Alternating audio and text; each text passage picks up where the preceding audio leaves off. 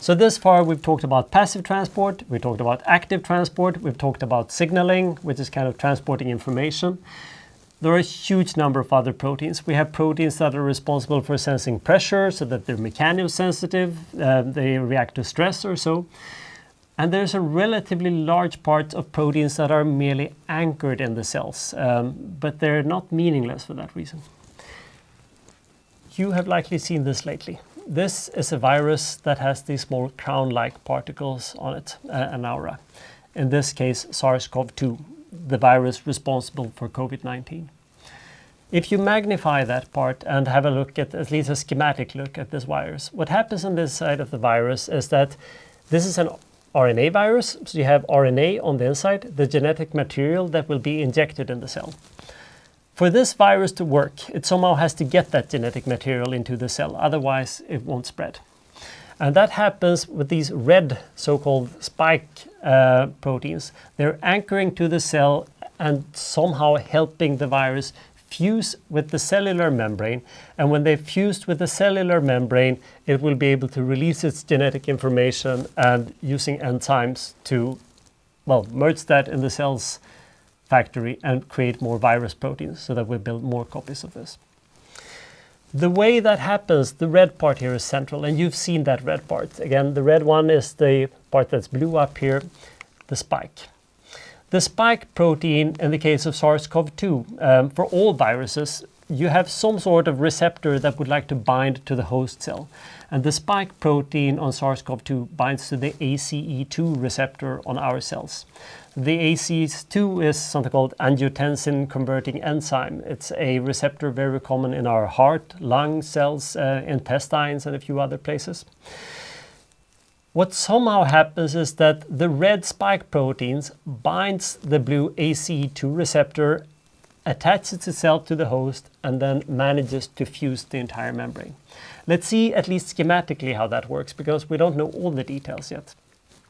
What will in general happen for viruses, for instance flu-2, is that you have an early step where you first just attach the viral particle to the host cell.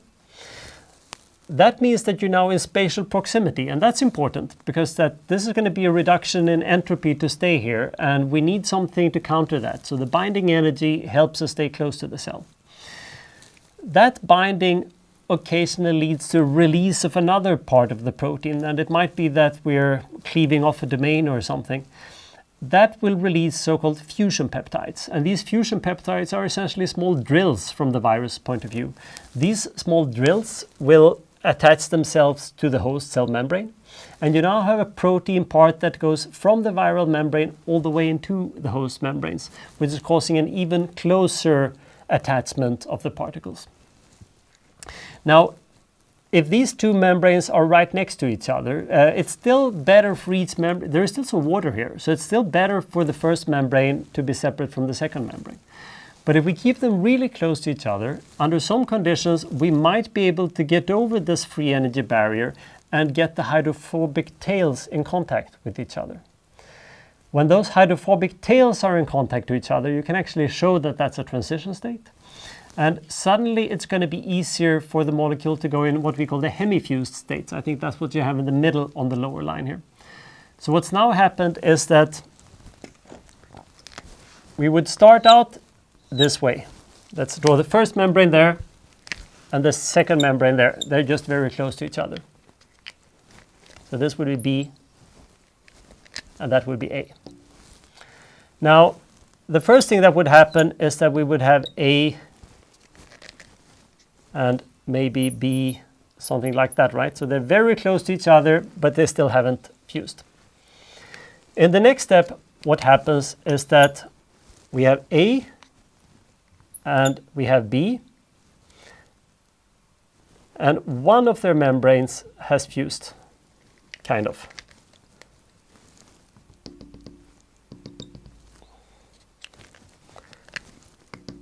So there is now one part here where we just have phospholipids that can move freely between the two layers. So this is not quite, they're still facing each other here, but there's one component that's hydrophobic between them. You could think of that as, maybe it's easier to think of it this way.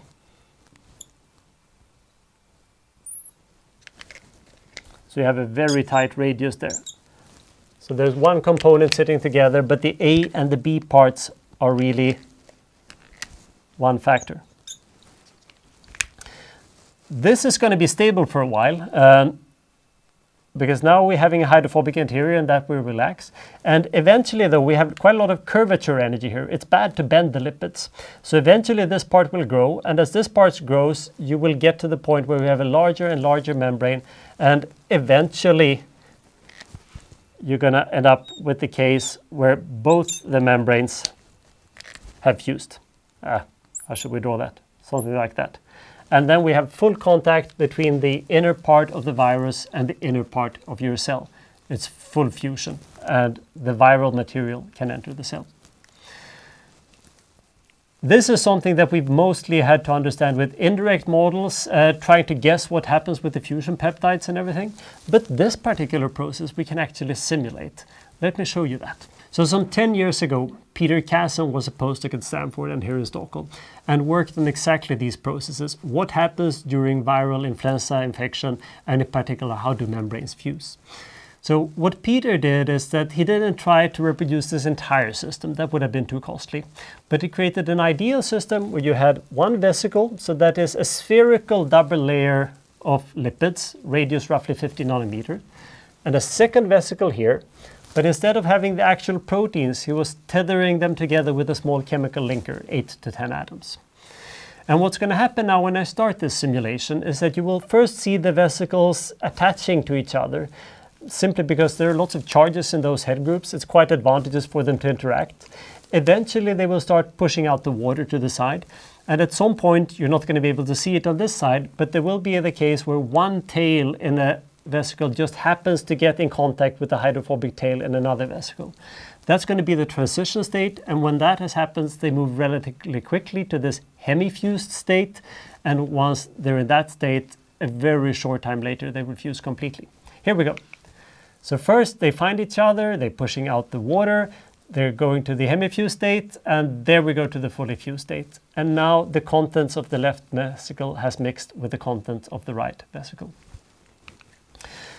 The advantage of using this in computer simulation is that then you can use fairly simple energetics to understand what's happening.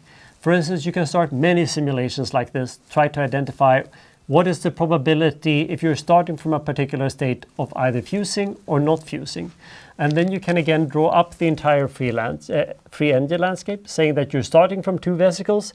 The free energy will go down a bit when they're close to each other, but they're going to stay around there for quite a while. Then there will be a free energy barrier as we move to a transition state, the two vesicles fusing. We will go down to a hemifused state, which is better than the initial ones. And at some point, there will be a second free energy barrier when we move all the way to a fully fused state. So here we would have the hemifused state and the fully fused.